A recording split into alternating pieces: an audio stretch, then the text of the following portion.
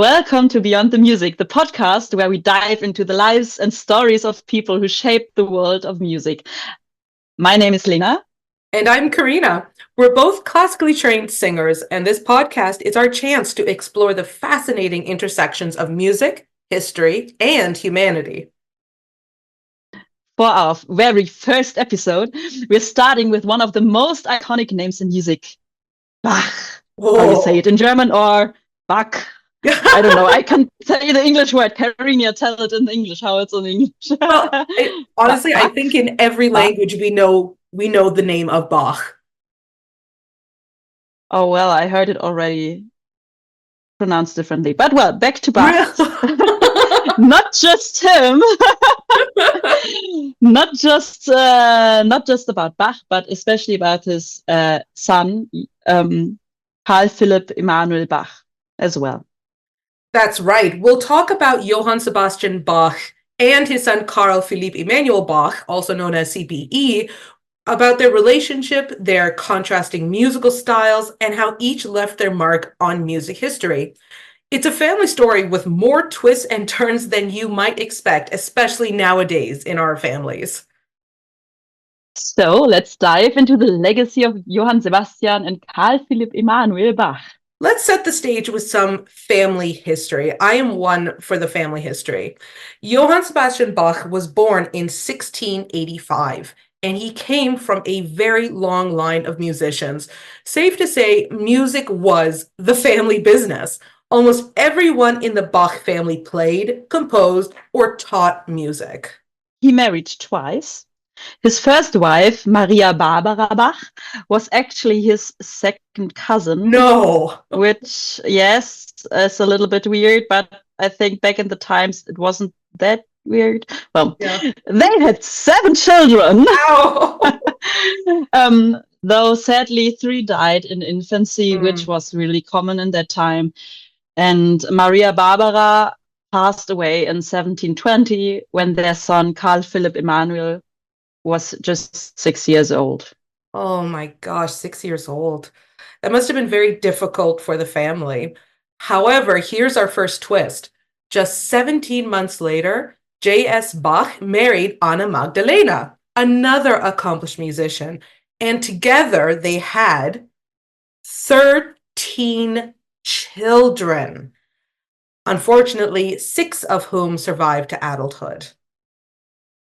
Well, that are still, let me count. We had 7 minus 3, that's 4, and plus 6. So there are still 10 left.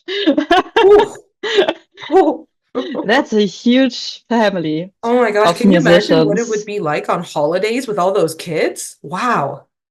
Well, actually, they can then entertain themselves. It's a nice thing to have more than one kid. That's true. Less stressful for the mother, I guess. But actually, to birth the kids, that's the stressful part, I imagine. Well, those family dynamics weren't always smooth, as you can imagine with that many people. Carl Philipp Emanuel reportedly never fully accepted Anna Magdalena as his stepmother, which might have added some tension to an already quite complex household. Yeah, it does sound like their home was not only bustling with music, but maybe a little chaos too. I imagine. Well, but despite the challenges, J.S. Bach was a dedicated father and a teacher. He gave CPE his foundational,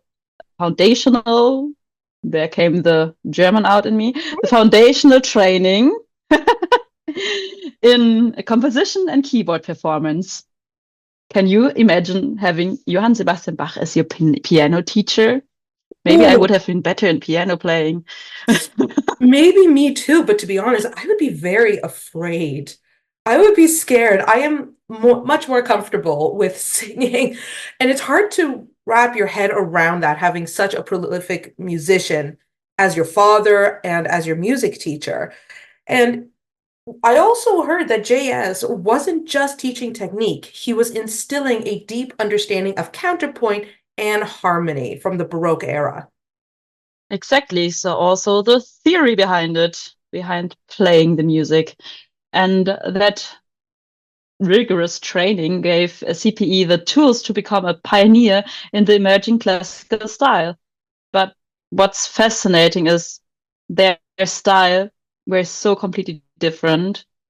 It is very interesting comparing both of their music because when we hear J.S. Bach's music, we would consider it the epitome of Baroque, structured yet intricate, while his son CPE's work embraced the empfindsame Stil, Exactly. or sensitive style. It was all about emotion, intimacy, and breaking away from the formal traditions of Baroque. Now, I would really like to talk about their individual careers because that is something very interesting to me. J.S. Bach spent much of his life working in churches and composing sacred music.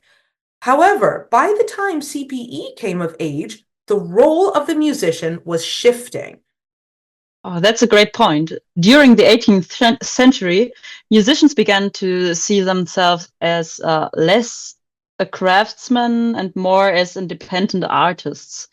CPE embodied this shift, building a career that spanned court appointments and public concerts. He worked for nearly 30 years as a harpsichordist at the court of Frederick the Great in Berlin, and later became music director in Hamburg, succeeding his godfather, Georg Philipp Telemann. Well, that's a heck of a godfather. Oh, tell me about it. It's incredible to think about the range of his influence.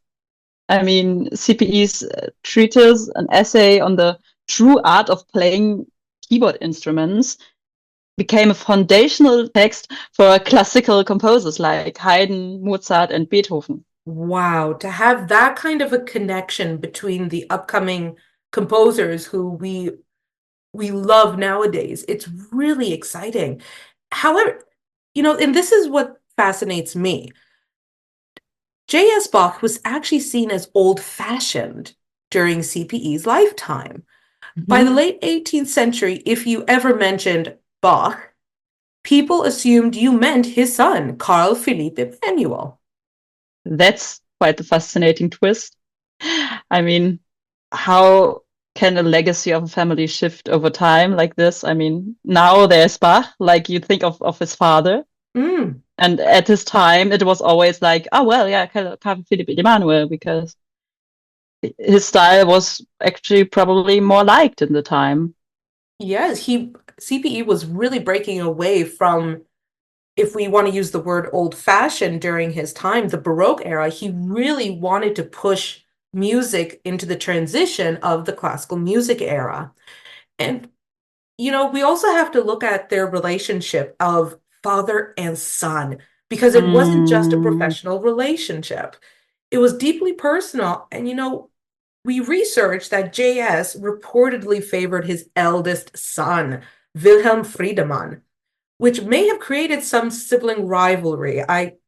If someone had favored another child, I'm pretty sure it would have created sibling rivalry. well, yeah, but maybe that is what helped CPE to kind of feel the need to carve out his own identity.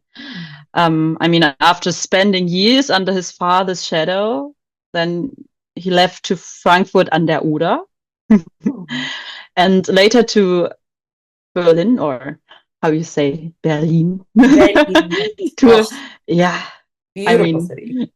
beautiful. To establish himself. Wow. But I'm always impressed by the relationship that they had, even though I'm sure it was tense. CPE still credited his father for his success, despite the distance and the stylistic differences in each other's music. He preserved J.S. Bach's manuscripts, ensuring they weren't lost to history.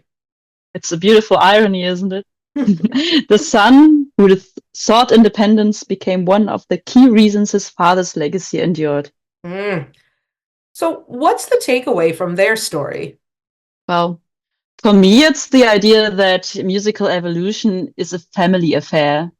J.S. Bach laid the foundation, and CPE pushed it into a new territory, paving the way for the classical era. And it's also a reminder of how personal and professional lives can intertwine, sometimes in tension, but often in ways that strengthen a legacy. Absolutely. Together, they remind us that music is both a tradition to honor and a language to reinvent. Well, I think that's it for today. Thank you for joining us for this special first episode of Beyond the Music.